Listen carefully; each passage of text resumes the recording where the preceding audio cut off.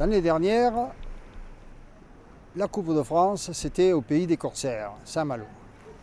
Je dois dire que cette année, c'était au pays des Fibustiers. Et Saint-Elme, c'est le petit port qui se trouve dans l'Anse des Sablettes. Et en fait, autrefois, les braves gens d'ici éclairaient des feux de Saint-Elme pour que les bateaux s'échouaient, pour qu'on puisse les pirater.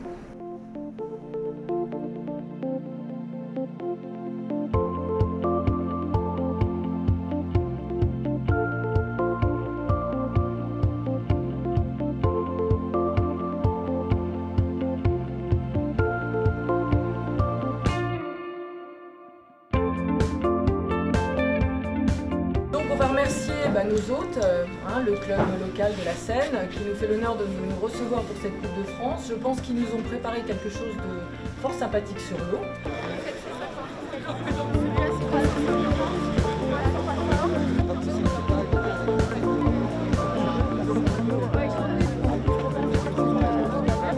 Donc il faut savoir que celui qui ramasse l'équipage ne capte pas l'aviron. À l'initiative de la Fédération française d'aviron, donc la Coupe de France a été faite à la Seine-sur-Mer, dans la baie des Sablettes. C'est une aubaine extraordinaire parce que c'est la découverte d'un bassin de pratique qui n'est pas souvent utilisé pour l'aviron. Et pour une compétition nationale, c'est la première fois. Magnifique, la météo, tout est au rendez-vous pour performer en fait. D'accord. Et toi? Alors le petit bar. Actuellement, il y a 16 personnes qui sont sur le plan d'eau, entre l'embarquement, la pesée des barreurs et donner le départ, assurer l'arrivée et vérifier que sur l'ensemble du plan d'eau, il n'y a pas de souci. Voilà.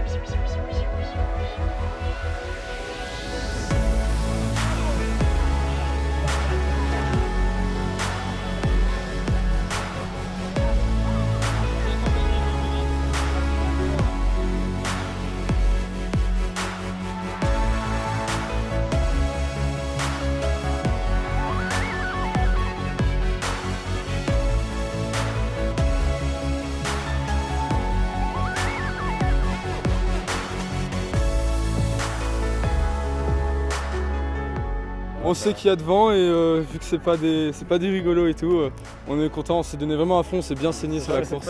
C'est pas des rigolos. On a fait un bon premier bord, on s'est bien fait accrocher par Rhône-Alpes, puis après on a détendu le truc, on a laissé couler et à la fin on a tout donné. Sur ce week-end-ci, on a engagé 11 bateaux sur la Coupe de France Mer, donc sur un site qui est juste exceptionnel.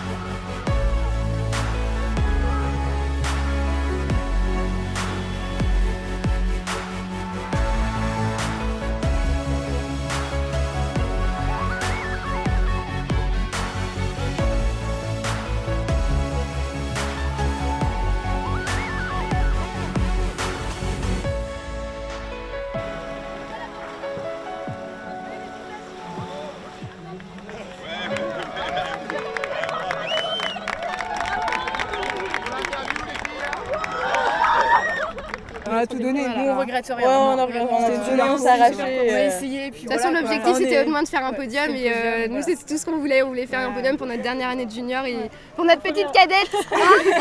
Alors, le niveau est plus élevé cette année, il y a plus de concurrents. Bon, on va essayer de sortir notre épingle du jeu sur le parcours. En plus, le vent se lève. Et pour nous, Bretons, on aime bien un peu les vagues et que ça bouge un peu. est content du process. Je pense pas qu'il y ait un process de notoriété, parce que c'est quelque chose qui est préparé. C'est vrai que 3 ans maintenant. attention, on est sur une La stratégie. Dans en cours, ça progresse. Et donc c'est ça qui est le...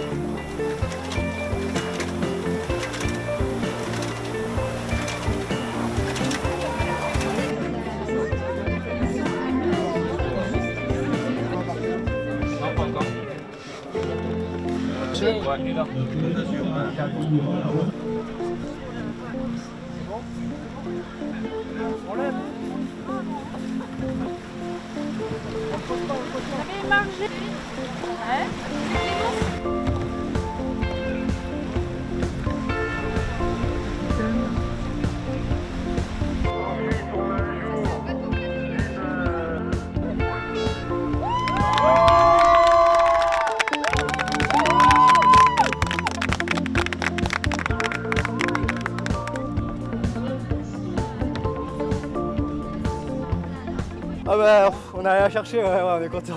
On est content. C'était pas facile mais on voulait partir vite, être premier au premier virage.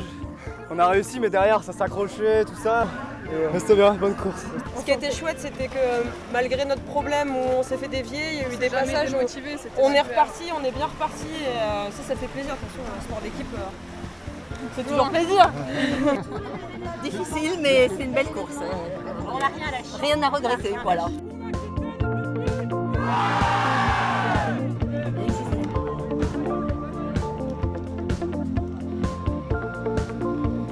C'est une Seine avec 22 km de littoral, une richesse nautique, sous-marine, une flore et une faune exceptionnelle.